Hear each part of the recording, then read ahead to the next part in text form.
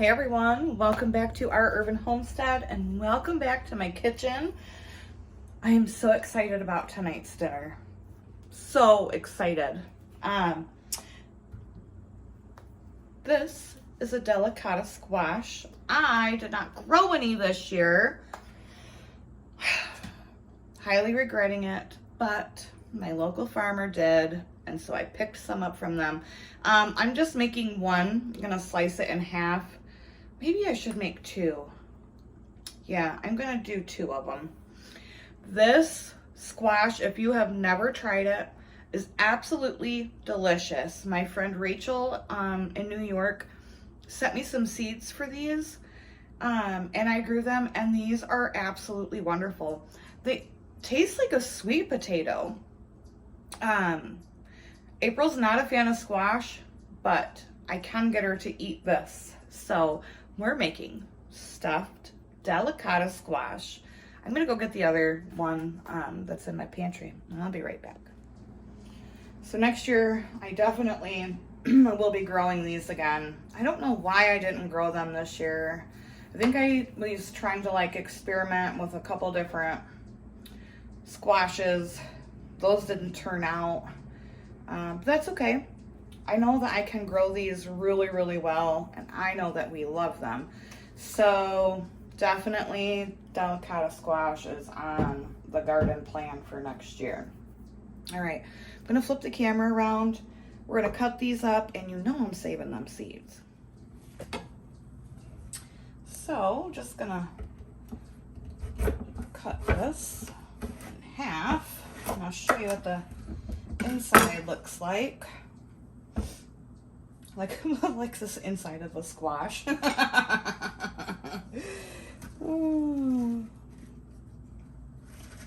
gonna take this melon baller or cookie scoop. Yeah, that's a cookie scoop. And try to, well, I guess that's not working out very well. Probably should have just grabbed a regular spoon, eh? And gonna get these seeds out because I will definitely be planting them.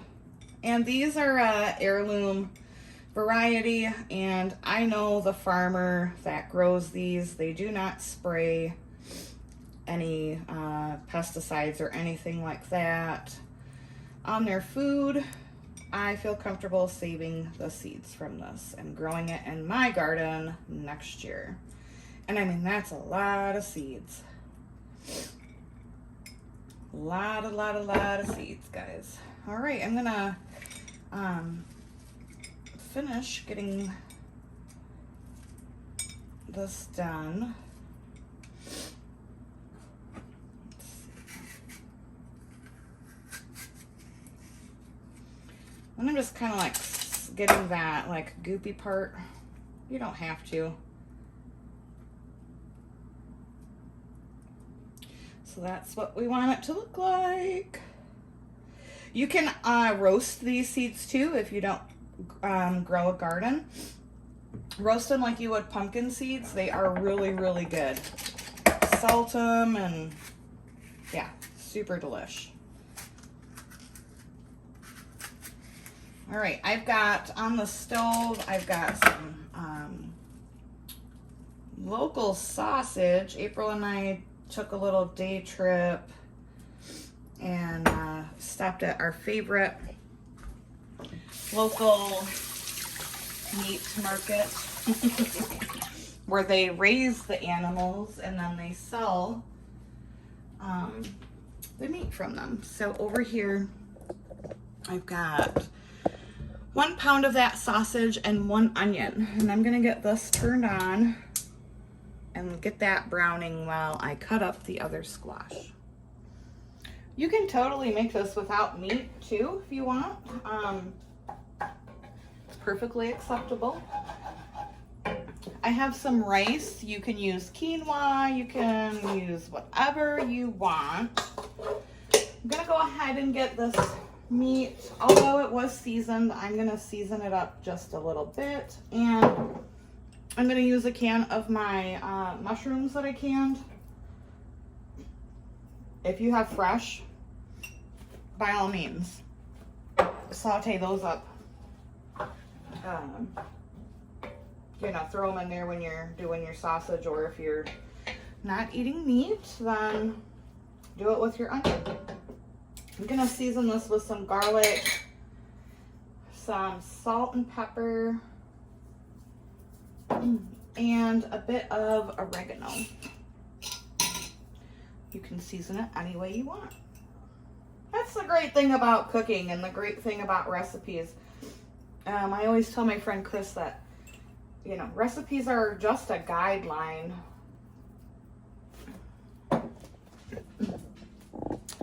Okay, sorry guys, I got a phone call.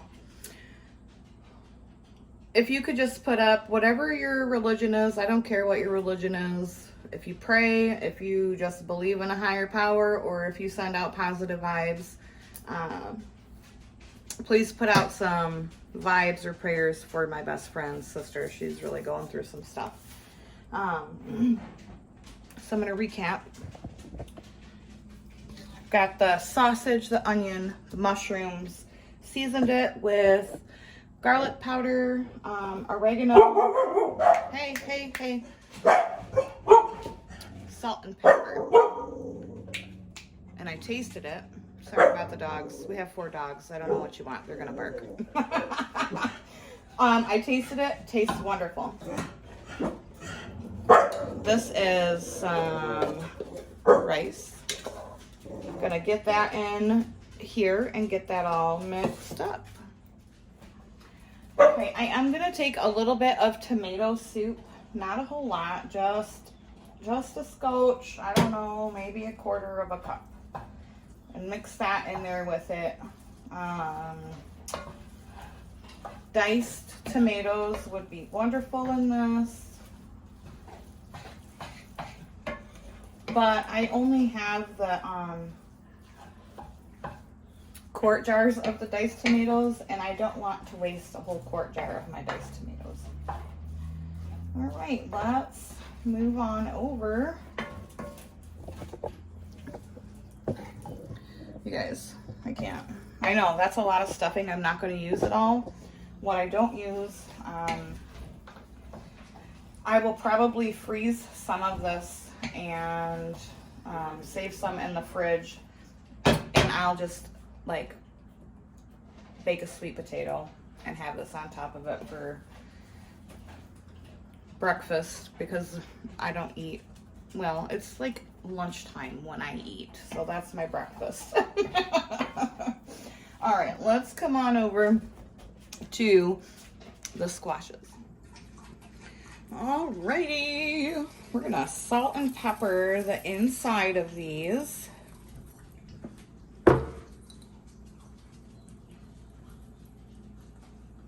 I believe that it's important that every layer of your food has seasoning. Not too much though. You want it to not be overpowering, you know. Then I'm just gonna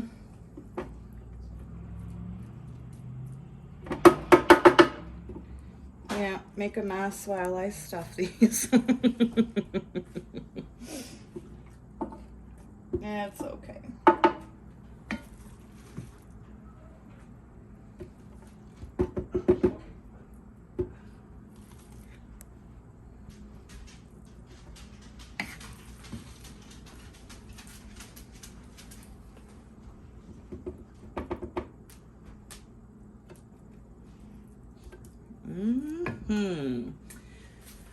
Now I'm going to take the rest of this tomato soup, add a bit of water to it. I mean, I only added just a bit.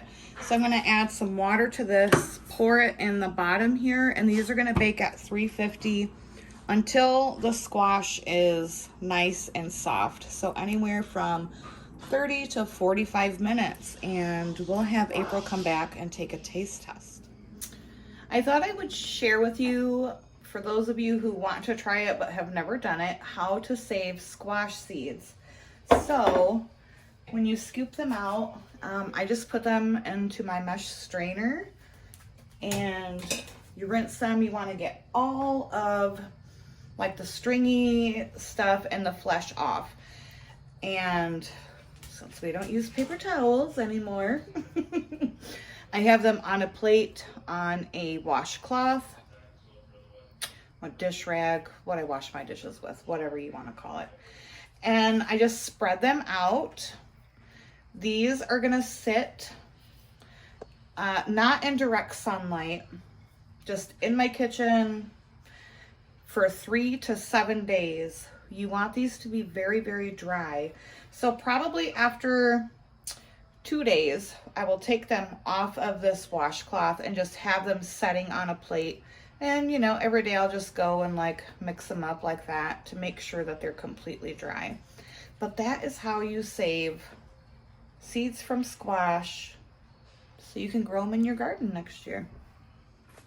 All right, April's gonna do our taste test of our stuffed delicata squash. It's probably really hot. Oh, really good. Yeah, so you don't like squash, but you're a fan. You're a fan of this, aren't you? Tastes like sweet potatoes, doesn't Yep, it does. And I do not like squish. it? Squish, squash, my gosh. No, it's good. I really like the squash though. Yeah, it's really good. I didn't grow any this year. I'll be growing. I grew some last year. That was the first time you tried it. No, that's really yummy. And I'll grow some next year. So yeah, go enjoy your dinner, my dear. I'm going to. Nom, nom, nom, nom, nom, nom, nom. Num num num num. Nom, nom, nom, nom, nom, nom, nom, nom. As always, guys, thank you so much for watching. If you have a harvest time dish that you make and you make videos, please do a video and tag me in your video with the hashtag Happy Harvest at Our Urban Homestead. Or you can find my email in the description below. Send me your recipe. I'll make the video for you. And I'll mention your channel. I hope you try it. You guys, this recipe is so good. It's very, very good. It's yummy. As always, thank you so much for being here, taking time out of your day to come see what I'm doing. Make sure you give this video a like. Subscribe or consider doing so if you have not already. And don't forget to hit that notification bell so you don't miss anything going on in the kitchen. And until next time, guys, Abundance and blessings to you. abundance and blessings to you. Bye-bye.